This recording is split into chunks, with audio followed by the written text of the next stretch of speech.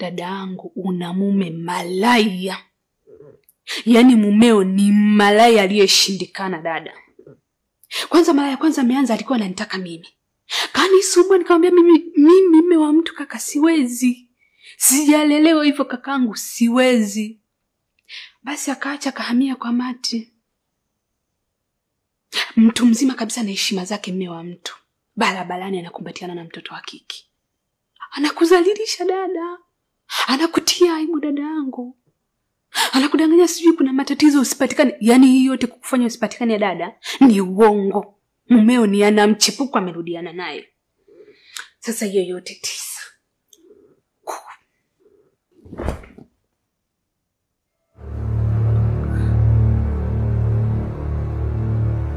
We dada. Jamani. Mbona hata kuongea sijamaliza?